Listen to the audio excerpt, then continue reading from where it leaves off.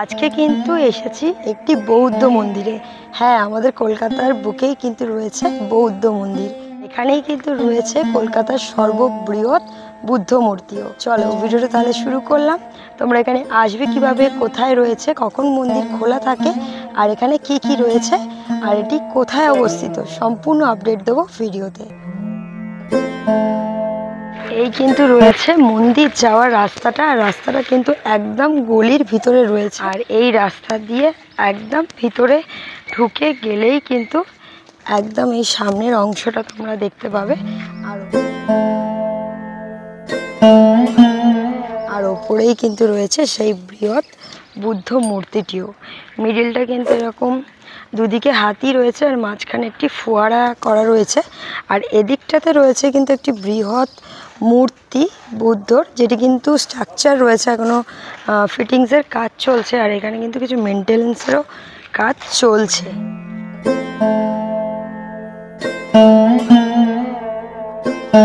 এখানে দেখতেই পাচ্ছ বিশাল একটা মূর্তি কিন্তু রয়েছে, বুদ্ধর ফেস। আর এটার মধ্যে কিন্তু এখন কাজ চলছে। এই যে মাথার যে পুরো চূড়াটা, এটা কিন্তু এরকম ভাবে খুলে রাখা রয়েছে। পুরো কিন্তু রিপেয়ারিং এর কাজ হচ্ছে এদিকে। রিপেয়ারিং এর সাথে সাথে সম্ভবত এটাকে নতুন করে কালারও করা হতে পারে।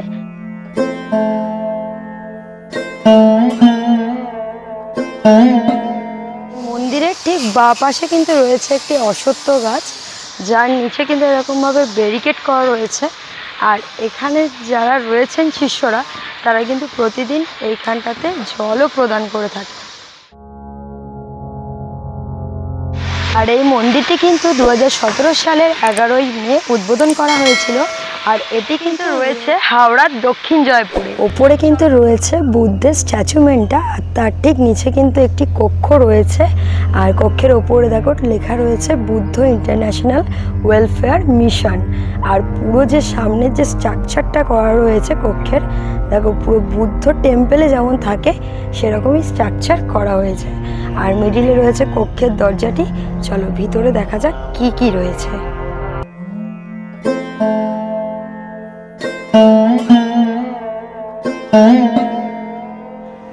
ভিতরে কিন্তু এরকম স্ট্যাচুমেন্ট করে পটচিত্রের মাধ্যমে কিন্তু বুদ্ধদেবের 3টি সময়কালকে তুলে ধরা হয়েছে। প্রথমে যদি ডান দিক থেকে শুরু করি, প্রথমে কিন্তু রয়েছে রাজকুমার সিদ্ধার্থের জন্মের যে সময়কালটা, সেটা কিন্তু পুরো এখানে পটচিত্রের দ্বারা তুলে ধরা হয়েছে।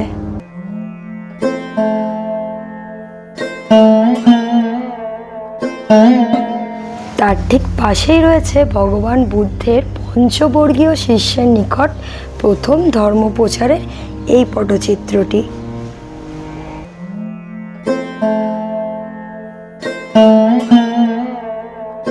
এখানে দেখা যাচ্ছে গৌতম বুদ্ধ কিন্তু গাছের নিচে বসে তার শিষ্যদেরকে ধর্ম প্রচার করছেন।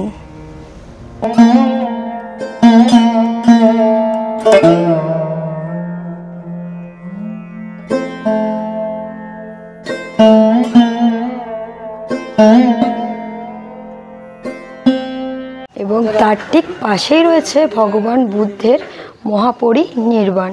আর এখানে দেখা যাচ্ছে বহু দেবদেবীর একটি পটচিত্র, এবং নিচে কিন্তু গৌতম বুদ্ধ শয়িত অবস্থায় রয়েছেন।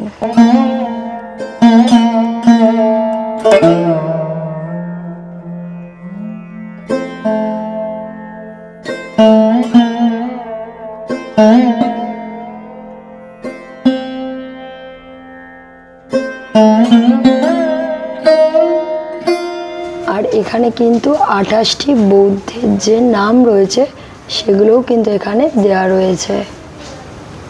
এই মন্দিরটি কিন্তু সপ্তাহে প্রতিদিনই ওপেন থাকে, সকাল 7টা থেকে দুপুর 12টা অবধি, এবং বিকেল 3টে থেকে রাত 8টা অবধি। আর কক্ষের ঠিক দুপাশে কিন্তু এইভাবে পটচিত্র রয়েছে। এই ডান পাশে যে পটচিত্রটি রয়েছে, এটিতে রয়েছে গৌতম বুদ্ধের চতুর্নির্মিত দর্শনের একটি পটচিত্র, যাতে দেখানো হয়েছে মানুষের মৃত্যু 3 ভাবে হয়ে থাকে।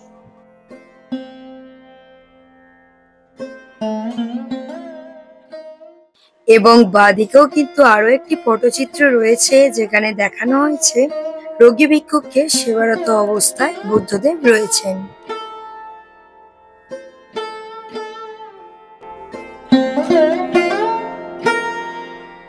এবং এই মন্দিরে আরতির সময় রয়েছে ভোর 5:30 এবং সন্ধ্যে 6:30।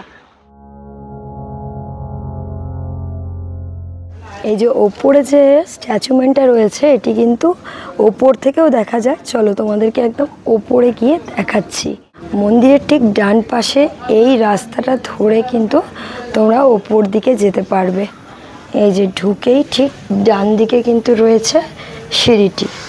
এখান থেকে উঠে গেলেই কিন্তু তোমরা গৌতম বুদ্ধের যে স্ট্যাচুমেন্টটা সেটা কিন্তু একদম সামনে থেকে দেখতে পাবে।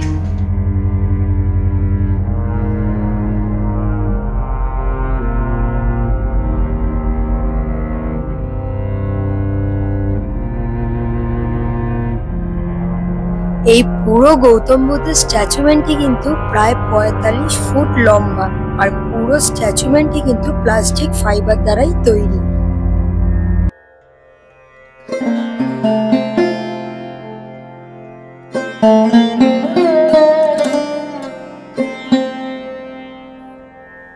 সম্পূর্ণ মন্দিরের পরিবেশটা কিন্তু ভীষণই শান্ত এবং স্নিগ্ধ।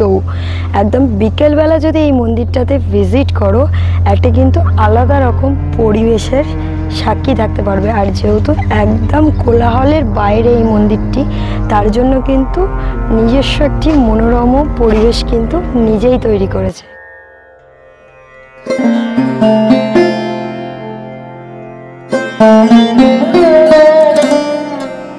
মন্দিরটি কোলাহলের একদম বাইরে, তার জন্য কিন্তু এমনি ভীষণ পরিবেশ শান্ত, আর চারিদিকটি কিন্তু পুরো গাছপালায় পরিপূর্ণ।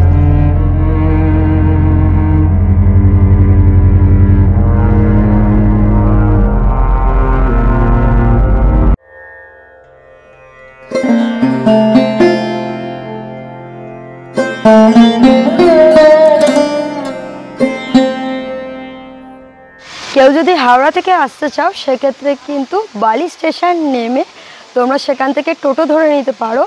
আর টোটো ধরে তোমরা বলতে পারো বালি বিলপাড়া বা বৌদ্ধ মন্দির বললে কিন্তু তোমাদেরকে সরাসরি এই মন্দিরের সামনেই নামিয়ে দেবে। কেউ যদি আমার মতো শিয়ালদা থেকে আসতে চাও, তার জন্য কিন্তু ডানকুনিগামী ট্রেন ধরে তোমাদেরকে নামতে হবে হলো রাজচন্দ্রপুর। রাজচন্দ্রপুরের 1 নম্বর প্ল্যাটফর্ম থেকে বেরিয়ে কিন্তু তোমরা এই মন্দিরে আসার জন্য সরাসরি টোটো পেয়ে যাবে।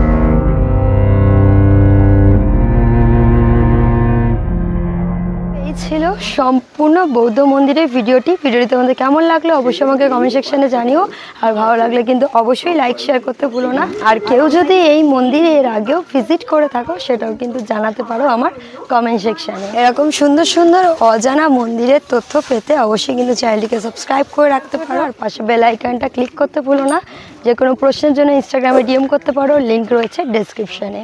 চলো আজকের মতো এখানে এন্ড করলাম। সবাই সুস্থ থেকো, ভালো থেকো, দেখা হচ্ছে পরবর্তী ব্লগে।